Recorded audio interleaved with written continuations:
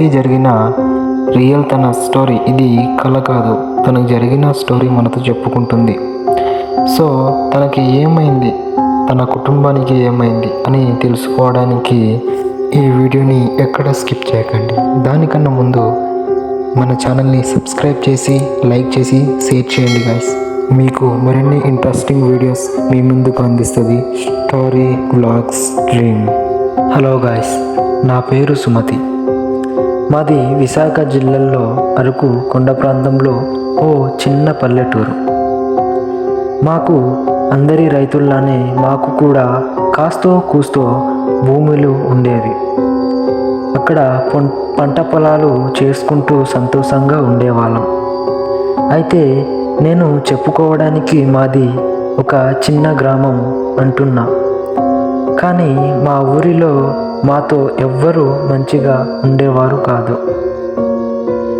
అది గ్రహించిన మా నాన్నగారు మా గ్రామానికి 2 మైళ్ళ దూరం ఒక మట్టిపాక తయారు చేసి అక్కడికి వెళ్ళిపోదాం అని చెప్పాడు.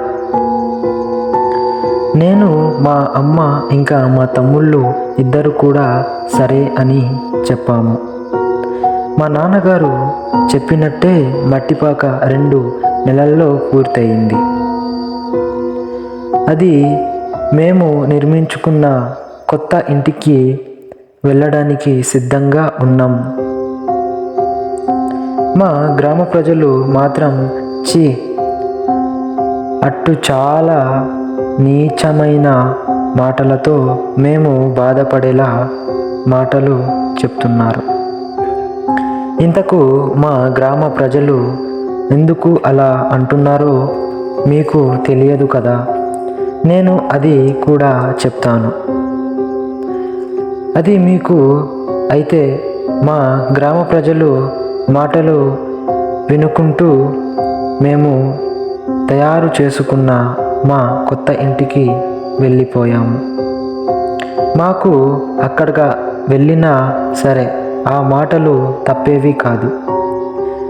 అయితే నేను ఉండబట్టలేక ఈసారి మాత్రం ఎలాగైనా నాకు చెప్పాల్సిందే అని మా అమ్మగారికి గ్రామ ప్రజలు ఎందుకు ఇలా అంటున్నారు అని అడిగాను.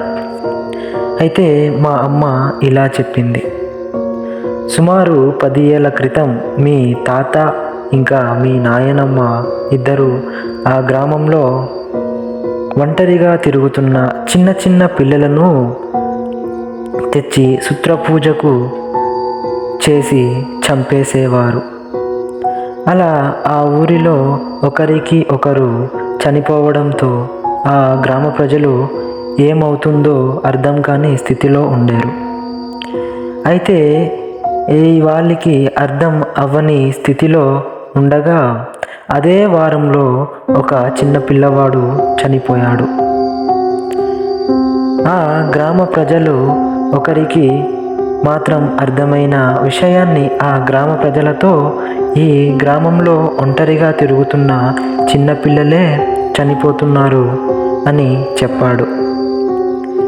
అయితే ఆ గ్రామ పెద్దలు ఈ వచ్చే వారంలో ఎవరైనా చిన్న పిల్లవాడిని ఒంటరిగా తిరుగుతూ ఉందాం అని చెప్పాడు.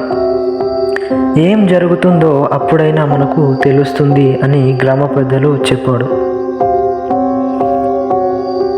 విషయాన్ని తెలియని మీ తాతగారు ఆ విషయాన్ని తెలియకుండా మీ తాతగారు ఒంటరిగా తిరుగుతున్న చిన్న పిల్లవాడిని శుత్రపూజ కోసం పట్టుకోవడానికి వచ్చిన మీ తాతను ఆ గ్రామ ప్రజలు పట్టుకున్నారు.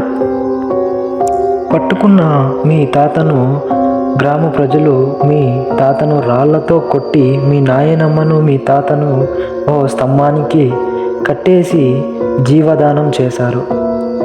అయితే సరే, మీ నాన్న వారసుడు కదా, మీ నాన్న వారసుడు కావడంతో అలా అంటున్నారు అని చెప్పింది. మా తాత మా నాయనమ్మ వాళ్ళు చేసిన తప్పుకు మాకు అనడం తప్పువా ఒప్పువా తప్పకుండా కామెంట్ చేయండి. Thank you.